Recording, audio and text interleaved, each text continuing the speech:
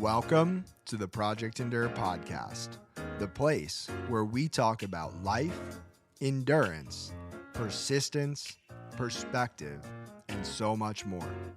I'm Joe Rinaldi, and I'll be your host. Let's jump in. Before we get started, let me just say that we get it. Personal development can be hard, but you don't have to do it alone.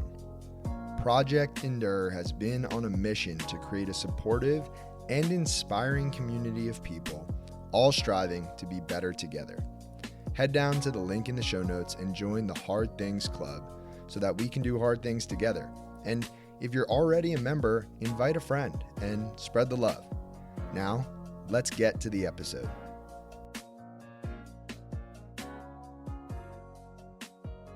Welcome back to the Project Endure podcast, episode 161.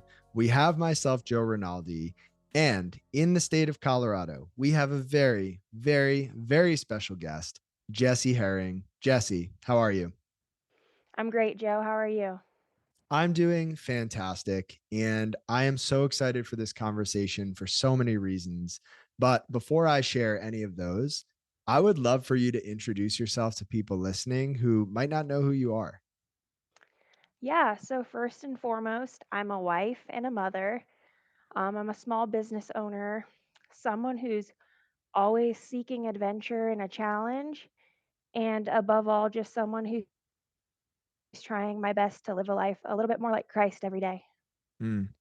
I love that introduction. I love that you led with a mother and a wife. I know bits and pieces of your story because we've talked about them offline. And I'm so excited for the world to hear more about your story. But before we go there, I would love to hear a little bit about what's the best part of Colorado? Oh man, I don't think there's one thing in particular. I'd say, first of all, having a mountain view from your front yard and from your bedroom is amazing. There's just so much outdoor stuff to do here. Everyone is outside as long as it's above like 40 degrees out and the sun is shining. Everyone has dogs. Mm. It's just like an outdoors person paradise. And we do actually get a lot of sunshine. We get a lot of snow too, but it's just so beautiful. And did you grow up in Colorado or did you move there at some point? No, I moved here in 2019. I'm actually from California. All right. So you can't really beat the weather in California, but this comes pretty close. That's fair. Okay. Well, as someone who was born and raised on the East Coast, I will say that there are parts of the Western United States that seem really appealing, but I'll have to stand firm and say that the East Coast is the best coast. And anybody who's listening could agree to disagree if you don't agree with me. But with that being said, Jessy, I know that we have a lot to get into, and your story is a deep one. And so I'll lead with kind of the first big question and we'll let it take us where it takes us. But when you look back at your life to this point, what's the hardest thing that you've ever had to handle that you did not choose for yourself? Yeah. So, as you mentioned, you and I have discussed this before. And I know it might not be something that's specifically relatable to everyone listening, but I think there's bits and pieces of it that are very applicable to other aspects of life. So, for me, in 2021, my husband and I got pregnant, which wasn't really something we were planning. I kind of had a 5-year plan. I had a career that I loved. And so it kind of caught us off guard. That being said, I do want to say that we kind of saw God's hand through everything. Leading up to our wedding, my husband had prayed over and over that I would get pregnant with a son on our wedding night, which was something I said, please don't pray that. Like, I have plans, I have goals. Um, and flash forward 8 weeks after our wedding, I ended up getting pregnant. And pretty much from the beginning, it was just constant turmoil. I went in for our first appointment and they couldn't find a heartbeat. And the OB basically told me, like, you most likely miscarried and there's nothing we can do. Um, which was just like the first blow of like, okay, I didn't even want to be pregnant in the first place, but now I've spent the last 8 weeks like being attached to this idea of the family we're building together, and now it's been completely stripped away from me. So they told me either A, I messed up my dates, which we knew we didn't because I had been traveling for work at that time, or B, I could come back in 2 weeks and they could check again, but basically not to get my hopes up. And those 2 weeks were some of like the darkest of my life just because I had never experienced that kind of pain before. Like I had gone through family pain or relationships, but to have something that you're like so attached to so quickly that's growing in your body and then be told it's gone was very devastating. Um, and so for those next 2 weeks, we kind of just were walking on eggshells. It was very emotional. Not to mention at this time, it was also during the like whole thing with the COVID vaccine and our jobs working for the government. And there was just so much uncertainty going on. So it was like a very, very stressful time.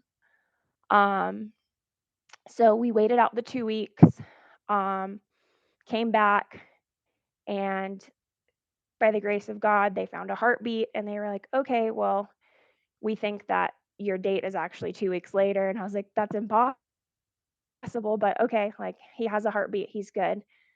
Um, so from then on, it was kind of just a constant stressor for us with work. Um, I made some personal decisions that at the time had a lot of impacts for my career, and it was kind of just a waiting game to see what would happen. And I ended up being able to keep my job and everything. But at that time, my OB's office also closed without telling any of the patients. Oh, And so I was like, okay. And I already like am kind of a naturalist, so I wanted to do like a home birth or something like that. So we started exploring those options. Um, and had decided like, okay, we'll work something out with a midwife and the birth center, and we'll just have an OB as a backup. And so we ended up just using the default practitioner that they had referred us to, which I wish I had Googled ahead of time to see her reviews, which she had like a 1.2 review. mm, And she was just horrible. We would wait like 2 hours to get seen. And she basically told me like I had all these issues, which are issues that are not uncommon very early in pregnancy, like placenta previa, which generally resolves on its own. But at 20 weeks, she told me to expect to have a C-section. And as someone who is wanting to have a natural birth, it was very like off-putting. And there was just a lot of things that happened with her. Like at one point, she told me that I was overweight and should see a dietitian. And I was like, well, I'm a nutritionist and I've also only gained like 20 pounds, but okay. And at that point, we were just like, okay, we're done. We're dead set on going to the birthing center, and we were pretty okay with that decision. We had a lot of friends and family who thought it was a terrible idea. They were like, you have to deliver at a hospital. Like, too many things can go wrong, especially with the first baby. Like, please, would you just, have a backup plan? And then, amidst that, a very good friend of ours ended up going through with having their birth at the birthing center, and it ended in a very, very, very traumatic emergency. She got rushed to the hospital nearby and had to have an emergency C-section. So we were like, okay, God, like we'll find a practitioner, and we knew we wanted to deliver at a religious hospital, and there's only one of those here. Um, and I really wanted a Christian OB.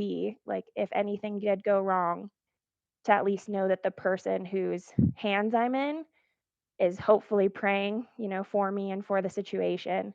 So we spent probably 2 months scouring the internet for an OB that we felt comfortable with at this point, and we found one. It was such a different experience than we had dealt with previously.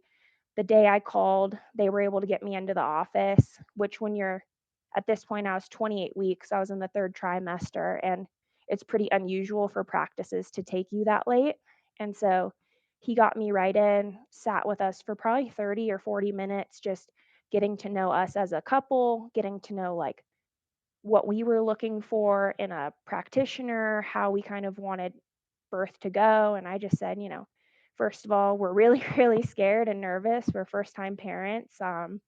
We don't have any family around. And, we're just here because we're looking for someone we can trust. And he looked at me and said, "You're going to be the easiest patient I have." And that was like the worst jinx he could have given us. Um, so at this same time, I was in charge of our first large scale multinational missile defense event that we were hosting here in Colorado, and I was the lead planner for it. So lots of stress. The event was supposed to happen when I was 36 weeks. Um, and it was also going to be the first time that we had not just our normal cohort of countries meeting since COVID happened, but also an additional like 16 countries were flying here. And I'm like, all right, no pressure that I'm solely in charge of this event while I'm super pregnant and just trying to figure everything out. And so I had a huge meeting with the hotel that was hosting the event, and I had an OB appointment that afternoon. And my husband had attended every appointment with me up to this point, but he had a meeting that was going late. And so I rushed home from work and he was like, there's no way I'm going to be able to make it. Is there any way you can reschedule? And I hadn't been feeling well that day. I had been like throwing up and really nauseous and dizzy all day at work. And I was just thinking it was stress induced. Um, but I ended up going to my appointment and I got there pretty early and I'm just sitting there and they call me back and the nurse takes my blood pressure and this like look of panic just took over her face. And I was like, "Is everything okay?" And she goes, "Did you sprint up the stairs to get here?" And I said, "No, I've just been sitting in the lobby for like 10 minutes." And she goes, "Okay." And she takes my blood pressure again and she goes, "I'll be right back. I'm going to go get the doctor." And I kind of knew like something's not right. And he comes in and he's like the most cool, calm, collected guy. And he just kind of leans against the counter and he's like, "Jessy, your blood pressure is 170 over 100. We're going to have to admit you like right now." And this just complete paralyzing fear like took over my entire body. One, because my husband's not there. Two, I wasn't really processing what he was saying. I just said, "Well, what does that mean?" And he goes, "Well, if your blood pressure stays this high, we're going to have to deliver the baby." And I said, "How can I deliver the baby? I'm only 30 weeks." And he said, "I know, but if you have hypertension or worse preeclampsia, we're going to have to get the baby out." Um, So he said, "Look, I have one last patient to see today, and I will personally walk you over to OBER," which he did. And he waited for my husband to get there, and we got checked in, and they basically just monitored me that night and, sent me home on bed rest and had me do some blood work, do some other tests, and then come back on Monday. So I came back on Monday, and he just told me, "I think we're going to diagnose you right now with hypertension and we'll plan to deliver the baby at 37 weeks." And so I just had so many questions. Like, I'm the healthiest person I know. Like, I've worked out my whole pregnancy. I've never had a history of high blood pressure. If anything, I've usually had low blood pressure. And we just had so many questions of like, well, what does this mean for the baby? Is he okay? And simultaneously, he was also pretty small. So, on top of being told that I'd have weekly OB appointments from now on, I also had weekly ultrasounds that are called BPPs, and that just monitors the baby and makes sure everything is good. And he was measuring about to 3 weeks behind, which isn't uncommon with those kinds of things. So, from the beginning of April until the end of May, which my original due date was June 22nd, um, for the next like 8 weeks, we just had to super closely monitor. I had to take my blood pressure at home like 3 times a day. I had to try to reduce the stress at work as much as possible. Um, and yeah, we saw it through. I ended up everyone in my office except for me and one other gal got COVID the day of our event. So pretty much everyone in my command that was supposed to be at this event was no longer able to work this event. And yeah, it was pretty chaotic. Um, then the 3 days leading up to my induction, so I had a scheduled induction at exactly 37 weeks. Um, the day of it, I was feeling pretty good, so I actually did MRF since it was Memorial Day. Um, I said, "Well, I mean, if I'm gonna go into labor, I'm gonna go into labor, so might as well have one last hurrah." And it was pretty, like, relaxed that night. We checked into the hospital at, like, 7 PM. They started me on the different drugs that they needed to, and we kind of just anticipated, like, "Okay, it's pretty early. I don't have any signs of labor, like, this is probably gonna be a 24-hour process." And what ensued was everything that could possibly go wrong went wrong. Um, I ended up laboring for 50 hours, being pumped full of medications, having uncontrollable contractions that they couldn't do anything about to the point that, like, I was at the level on the screen that a woman who was in active pushing labor would be in when I wasn't dilated at all. Mm, Um, and just screaming, and there was nothing they could do for pain relief because I wasn't at a point where I could get an epidural. Um, and then just kind of at that point, a lot of different things happened, like my IV blew in one of my arms, and the nurse that came in to place my next IV couldn't place it, and so ended up, like, just blowing out my veins in both arms, to the point that they only had one option, and they had to get, like, an IV specialist in to come in and place it, and it kind of left me pretty much out of luck for the rest of the time I was there, um, that one couldn't blow, um, and then my water ended up breaking on day 2 of my induction, which basically put us on a time clock, because you become very susceptible for infection. And I still wasn't progressing at all at that point. Um, and so they kind of just told me the only thing we can do is keep trying and like keep upping the Pitocin. And it was just so miserable, like much pain in my life. And my husband and my mom just felt so helpless. And there was just a lot of things like my blood pressure was actually pretty stable at this point. So, had I had someone who could advocate for me, we probably would have asked, like, hey, can we just monitor at home and come back? You know, but that wasn't really a discussion. And I understand the reasons. Like, there's just such a high risk when you're dealing with things that could potentially end up being, a medical complication. But the nurses kind of just all had the same response to me of like, I'm so sorry you're going through this. Like, I don't know why they're doing this to you. And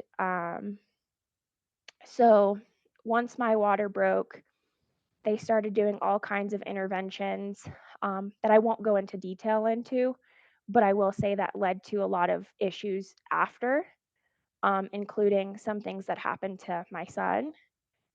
But eventually we got to the point where um, they finally told me, the nurse was like, "Jesse, like, you just need to get an epidural." And I said, "I'm not progressing at all." And she goes, "I know, but at this point, like, you're probably going to end up having a C-section. So it's better to just get it placed and not be in so much pain." So they called in the anesthesiologist. And at this point, like, I am screaming, like, it's like every movie when you see the woman in labor just in absolute agony. That was me for about 8 hours at this point.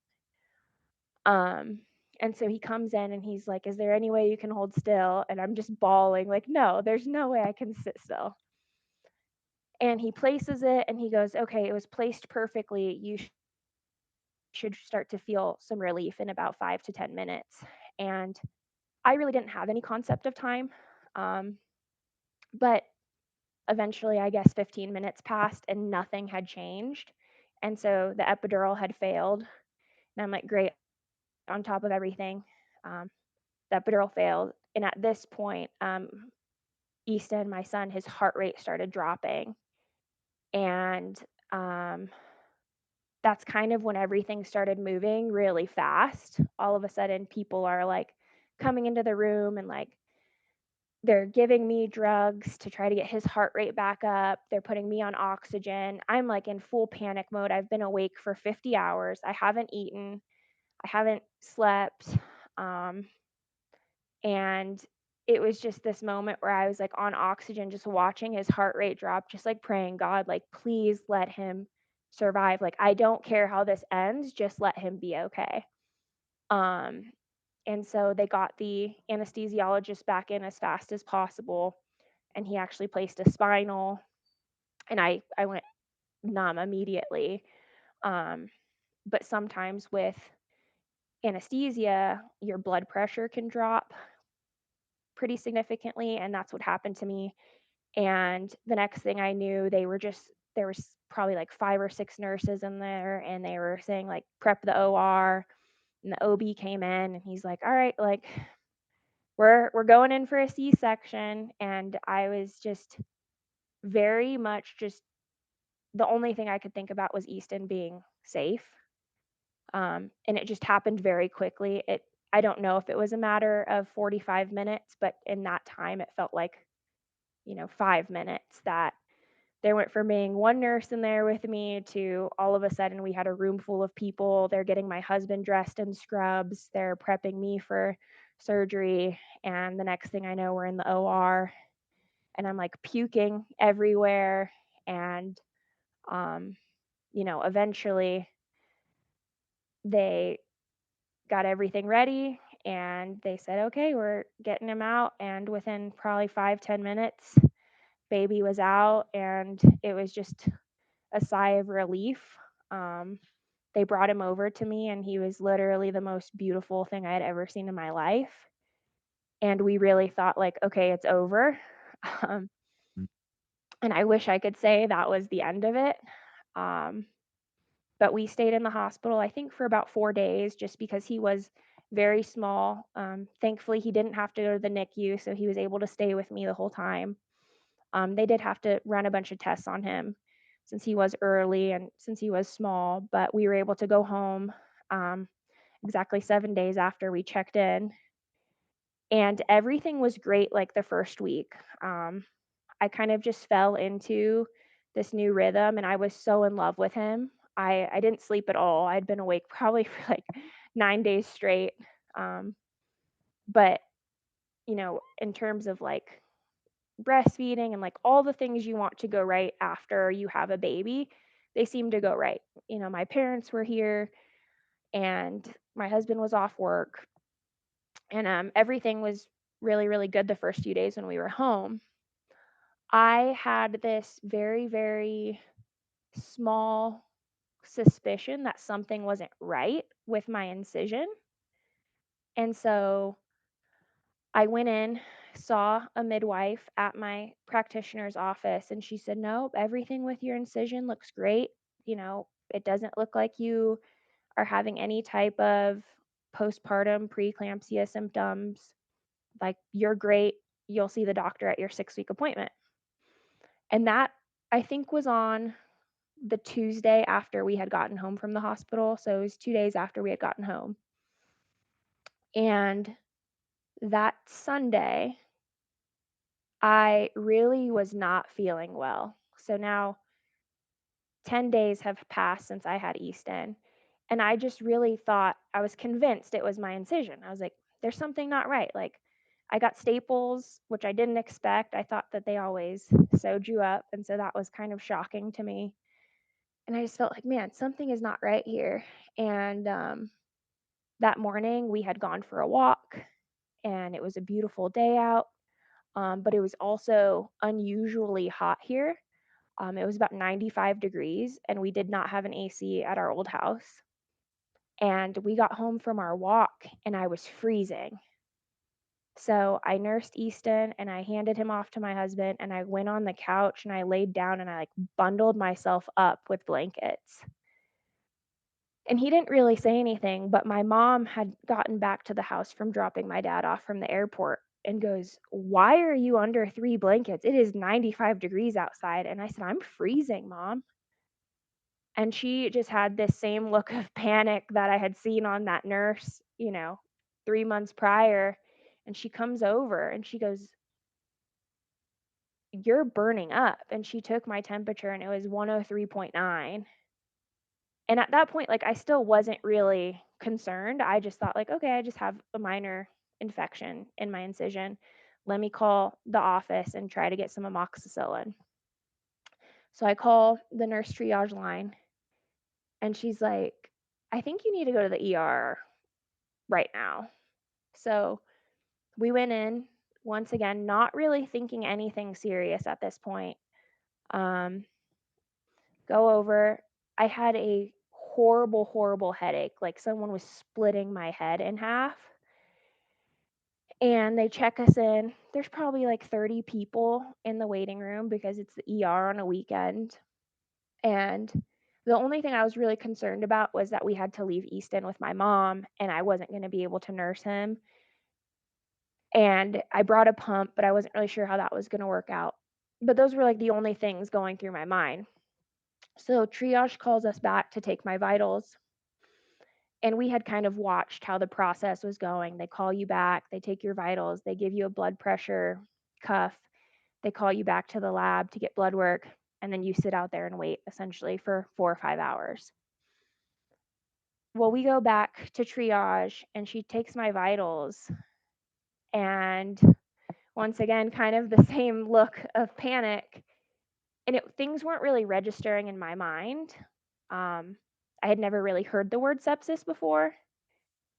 And she just called back and said, "I need a sepsis room ready." And I don't think me or my husband were really like even thinking that at that point. And so she kind of is on the phone, sends us back out, and like immediately I'm called back to get blood work done. And they took like 10 vials of blood and immediately got me on an IV and then immediately took me back to a room. And at this point, we started to go like, okay, this might be a little bit more serious than what we thought. And the resident who is working comes in and he goes, "I'm sorry to tell you, this has nothing to do with your incision. Like, you have a very, very serious infection, and we don't know how much it spread." And so I had tachycardia. My heart rate was like 185, 190. My blood pressure was in the 80s. My blood cell count was like in the high 20s. Um, and that was kind of when panic started to set in. And they had me on two different IVs, pumping me full of like all of these antibiotics. And I didn't really know what the extent of that was. Um, And we kind of were just sitting there like, all right, well, where does that leave Easton? Do I just need some antibiotics for the next couple hours? And then next thing I know, a PA walks in. He's like, "Hey, I'm taking over, your case. And I just want you to know this is really serious. You're very sick. Um, when we're going to get you back for a CT scan and an ultrasound immediately." So they wheel me back. And at this point, like, I have the shakes uncontrollably. My head literally felt like it was gonna explode, and it was the first time in my life that I'd ever thought, like, "Am I gonna die? Like, I'm not ready, I just had a baby, like, I can't just leave my husband with a 10-day-old." And I just, like, prayed, like, "God, please don't let this be it. I'm not there." And, they get me back from the CT scan, and now the, like, head doctor of the ER is in my room, and she's telling me that they're pretty certain that there is some type of retained material in my uterus. And I was just like, "What does that mean? Like, do I need to be cut open again? Like, what's going on?" And she just said, "Yeah, I mean, if there is anything in there, that's they'll have to go back into surgery. Um, but, you know, we're gonna figure it out, but I hope you don't think that you're, like, leaving tonight." Um, so we saw all sorts of people. I was just getting pumped full of drugs, and nothing was, like, making me feel better at all. I was just feeling worse as the night went on. And my mom recalls, like, walking in and just thinking, like, I looked like death. I was just ghostly white and so frail and so sick. And, at this time, I have a brand new newborn baby and I can't do anything for him. Um, so they were able to talk to the postpartum care and get me, thankfully, back up to the OB unit, where the OB practice that my doctor was at was able to take over my care, but he had been off, so he had no idea any of this was going on. I was put under the care of a different doctor in the practice, and I was in the hospital for 3.5 days. They wanted to keep me for another one, but when my doctor came in, he just said, like, like, this is a 1 in 1,000, chance of all this stuff happening, but you just happen to be the, like, 1 in 1,000. Um, and, my fever didn't break until, like, well, not until the 3rd day, and they wanted to keep me an extra day, but I just begged him to go home, all while at the same time asking every single nurse and doctor if it was safe for me to breastfeed while I was on all these drugs, and I was repeatedly told yes. But it doesn't take more than a quick Google search to see that the specific antibiotics I was on say absolutely not safe for breastfeeding. Um, and so by the time I'm finally starting to feel better, I also had a double infection because I had a uterus infection and I also had mastitis. Um, so I lost my milk supply completely. Um, and it was just by the time I got home from the hospital, I just felt like a complete failure. I felt like my body failed me in pregnancy. I felt like it failed me in labor.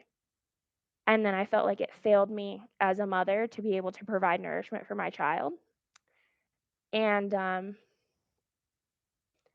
there was a lot of big things that happened that I won't go into in regards to the medical stuff, but there were things that weren't handled right.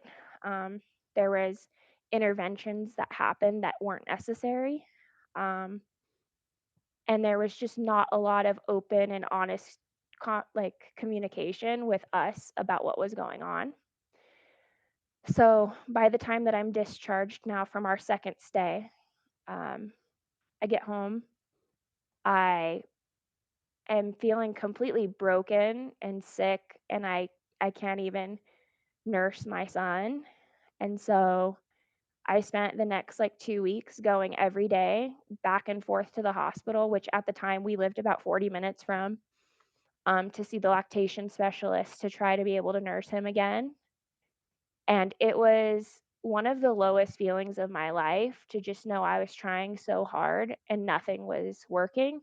And it really gave me perspective of why a lot of women don't end up nursing because it is extremely, extremely mentally fatiguing, and emotionally. So we kept trying and ended up, we used a lot of donor milk and then we ended up start trying to supplement with formula. But through bottle feeding, we learned that he had a lot of now stomach issues that he hadn't had previously, um, which one of the side effects of those medications is that they destroy your gut. microbiome, which even for us as adults, they are completely um, detrimental to. But for a newborn baby who's born early, who doesn't have a developed system, just completely catastrophic. And so he really couldn't take a bottle. He'd gag. He had really severe acid reflux. Um, and at about 6 weeks, he was having neon green diarrhea and was breaking out constantly. And we just really couldn't catch a break. And we go to the pediatrician, and he tested positive for blood in his stool. And they said he has a very severe dairy and soy allergy, which then made it pretty much impossible to use donor milk. It made it very, very difficult to get formula because there's very few formulas that have no dairy at all. Um, and yeah, I was able to get a little bit of my supply back on one side, but completely lost it on the other. Um, and then we just were so dependent on just praying and God that everything else was okay. We just tried to think like, okay, at least he's healthy, he's able to eat. We have to have special bottles, we have to have special formula, but we're gonna get it through this. And it kind of like the punches just kept rolling. A few weeks later, he started having some spasms, seizure like spasms. And so we were told that that can be very, very serious with infants. And we were taken to Children's Hospital where we spent 4 days. Um, and he had to do all types of neurological testing. And thankfully, everything came back clear neurologically. They just wrote it off as like they didn't know what was causing it, and hopefully he'd outgrow them, um, which he did eventually, thankfully. And we're just praying that that never comes back. Um, and at the same time, he the day he was born, we had seen a lesion on his head, which is not very alarming to a lot of the nurses because when they do certain interventions, there is the prospect of the baby getting poked with certain equipment. And basically, they told us, yeah, that's exactly what happened. Like, it's just a lesion, it'll go away in a couple of days or a couple of weeks. Don't worry about it. So, the weeks pass, it's still there. Couple months pass, still there. And then around 4 months, it started growing into a cyst or a growth. Um, and we were referred once again back to Children's Hospital where they just said, we don't know what that is. We'll just keep an eye on it. And we're like, okay, we don't feel really great with that consensus. So we asked the pediatrician, like, can we take him to an like an adult dermatologist? And she was like, yeah, but there's not really anything an adult dermatologist can do. So we took him in and got a couple different opinions. Um, and they all agreed that it wasn't normal for a 4-month-old to have a growth on his head that's growing pretty rapidly.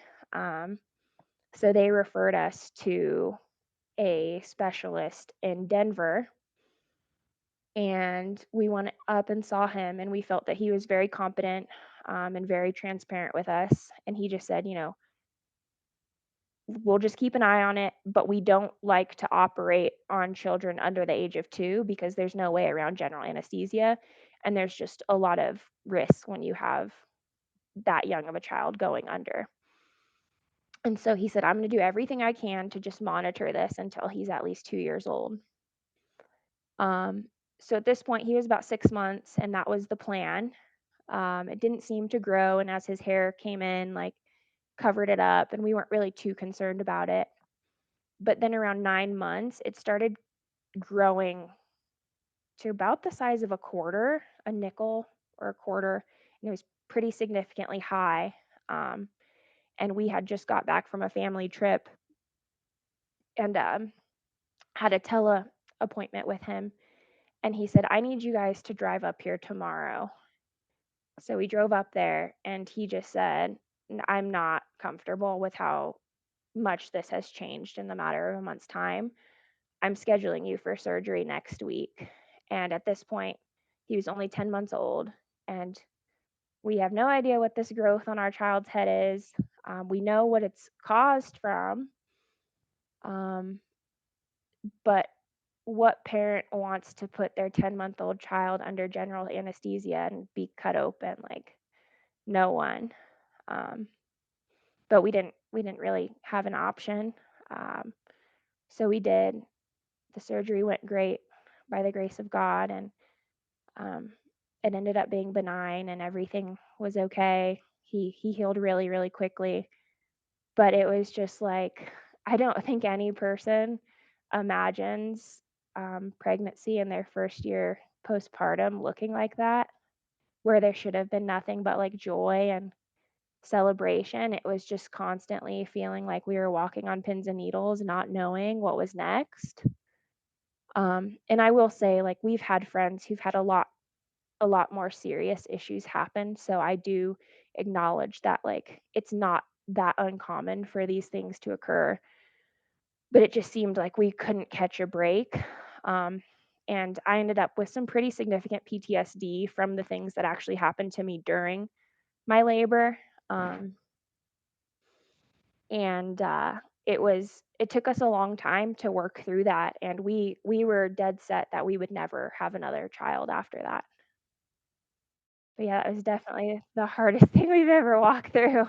Oh man, Jesse. I mean, I have so many thoughts, and I think the way we'll take this conversation from here is a bit different from how I usually would go, because everything you just described sounds like a nightmare. And I can't relate directly. I'm sure there are a lot of people out there who can't relate or will never be able to relate to a lot of pieces of your story in the specific ways that you experience them. But I think there are underlying truths of being human that are applicable to everyone, right? Just the roller coaster, the series of expectations and hopes that you had that were consistently not met, the twists and turns that you weren't able to foresee, the pain, the struggle, the heartbreak, uh, needing to advocate for yourself, for your son, navigating the messiness, the chaos, the confusion, the misinformation that exists out in the world, right? Yeah. There's just so much. And I think, through it all, what I would love to hear is how this has changed you for the better. If you've been able to process that, if you've been able to look back and there's any way to wrap this all up and say, hey, yes, all of this happened. I'm still here. My son is still here. We are um, stronger because of this. I would love to hear what that is and how you make sense of that, because I think that's where people listening will be able to find a common ground with everything that you've shared. Yeah, absolutely. It's something that took a lot of time to process. Even something that we struggled to talk about at the beginning openly, just because there was so much pain and messiness, like you said. But I think whether it's that situation or any type of life altering series of events that occurs, um, we kind of have two decisions and two paths we can walk. We can either say, I can't believe this horrible thing happened to me, or we can say, I am such a stronger person. And if I can walk through that, I can walk through anything, but not just me.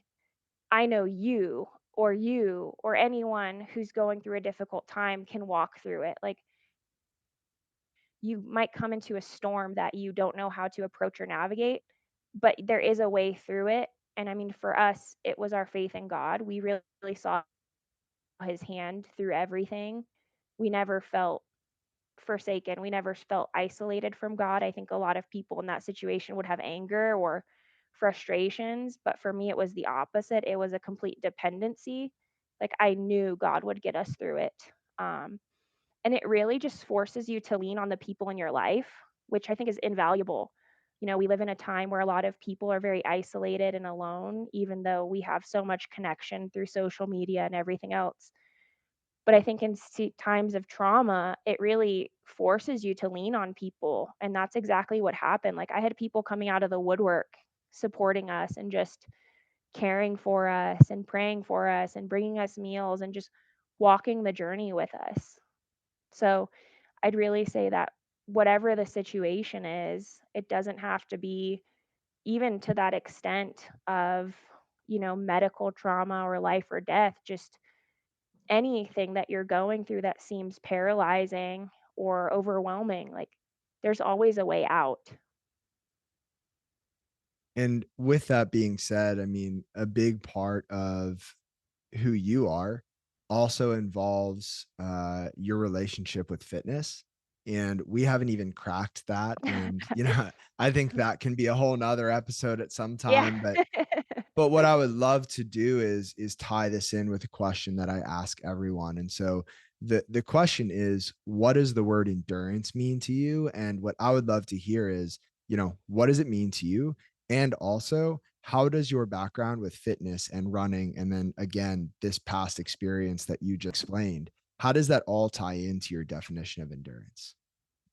So, ironically, while all of this was going on, because this is just kind of how my brain works, while I'm laboring for like 50 hours, miserable, I was just sitting there and I looked at my husband and I said, if I can do this, I can definitely run a 100-mile ultra marathon.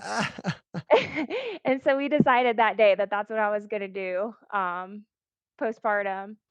But yeah, I would say, endurance to me, both within the realms of just life as well as fitness, is being able to persist despite your adversity and being able to go the distance regardless, whether that's an emotional challenge, a physical challenge, mental. It just means continuing to press on and choosing to embrace the season and the suck. And knowing that you're strong enough to do hard things and to overcome whatever's in front of you. Hmm, that was beautiful. And I'm going to throw in a quote here that I would love to get your thoughts on. So, this is from a woman named Laura Harm. And she said, "There is a secret in our culture, and it's not that birth is painful, it's that women are strong." And, I think from your experience, it Amen sounds to like that. it sounds like both are true. It sounds like birth is painful and women are strong. In what ways did that experience in particular open up new parts of you, change the way you saw yourself?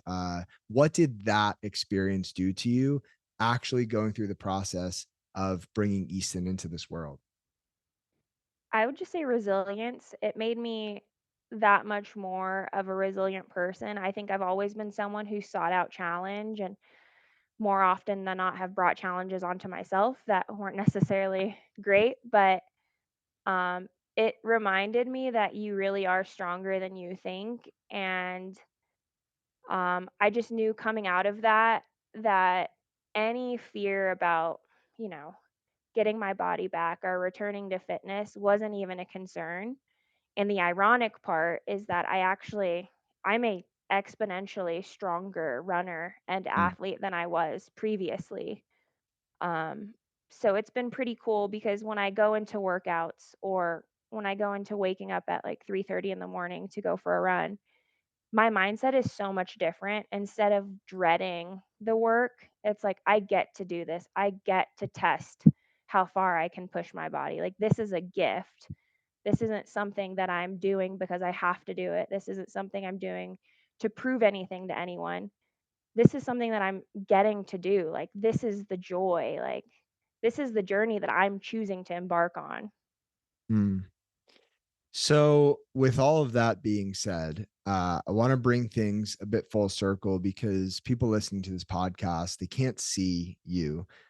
You said after this experience, there was part of you that said, you know, I don't know if I could do this again, or I don't want to do this again, or this is going to be our only child. I don't want to put words in your mouth. You said something along those lines. Yeah. Mhm. As you sit here, tell us about what life looks like. Yeah. So, as you know, going into this year, I had a very, very stacked race schedule. I had some pretty pertinent races last fall that kind of led me into a season I was really looking forward to in terms of competitive racing. And now I'm sitting here. Actually, tomorrow is Easton's second birthday. So it's Oh. kind of like really hindsight. But I am 28 weeks pregnant.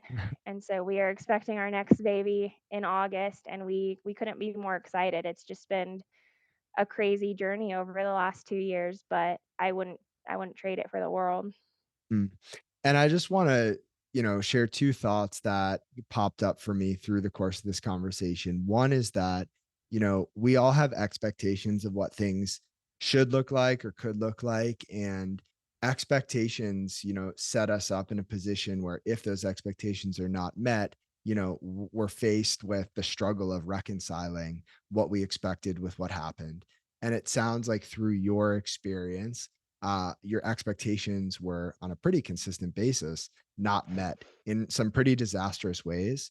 And so I think I want to point that out because I think that's relatable for anyone anywhere. We all have expectations of things. And, sometimes those expectations are not met. The other thing that I want to highlight is that through all of this struggle and pain and a near death experience, you ended up with the most beautiful thing in the world, and that is your son. And Mhm. I think that is relatable because a lot of times, the best things in life come on the other end of struggle, of challenge, of hardship.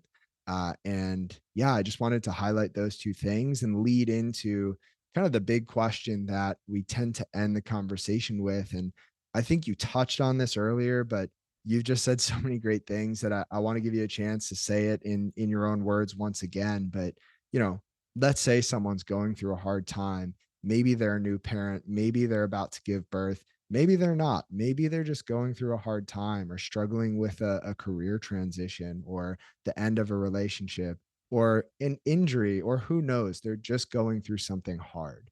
What would you say to that person listening right now?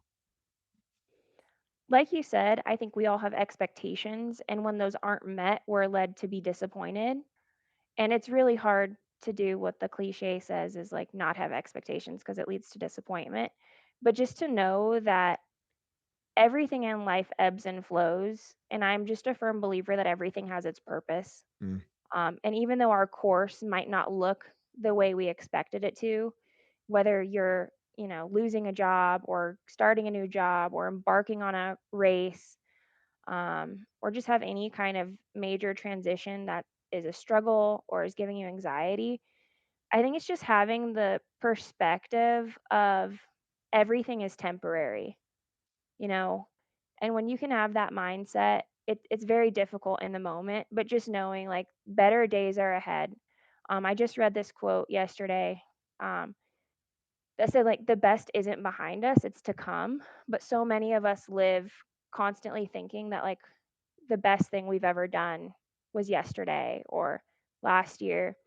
But when we have that like eternal perspective of there's always something that's coming next, um, even if that trophy that we're looking for, that race PR, that job promotion doesn't come, that doesn't mean something else fruitful isn't going to come from it. And so, like you said, like for me, I got the ultimate prize, and that's my son, and now another son.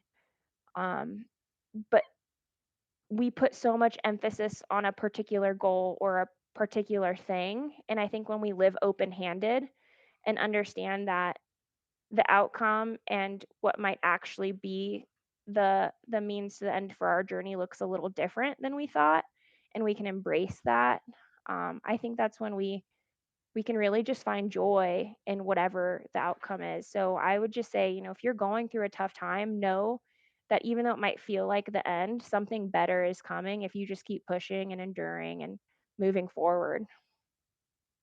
that is so encouraging, Jesse. And I appreciate you sharing that and also everything that led you to this point. I appreciate it so much. And I know people listening appreciate it as well. And if any of them wanted to thank you, connect with you, reach out to you, I want to ask where the best place to do that is. And I also know that social media is something that you've had an on again, off again relationship with, and Yeah. something that is its own challenge. And I think that within itself is relatable. So you can give us a place to follow along, or you can just keep it a secret. And I can direct people to you if they reach out to me. I'll let you decide. Yeah, Joe, first of all, I just want to say thank you so much for, having this conversation and talking with me. But if people did want to reach out, I would say they could get my email or contact info from you, and I would love to chat, whether it's about pregnancy or about running ultras. I'm all ears. Awesome. Well, I will direct people to you if they reach out. And in the meantime, Jesse, I mean, I am so excited to see where life takes you. I am so proud of the way that you found strength through this struggle. And I'm so grateful to call you a friend. So thank you so much again for this. And I can't wait to see where life takes you next. Yeah, thank you so much, Joe. If you enjoyed this episode of the Project Indoor podcast, go ahead and subscribe, leave a review on your platform of choice, and share this episode with a friend. It helps us get more conversations like this out to more people like you. We appreciate you, and we'll talk to you next time. And one more thing. If you're looking for a community of people all striving to be better together, check out the Project Indoor Hard Things Club. The link is in the description below. We'd love to have you.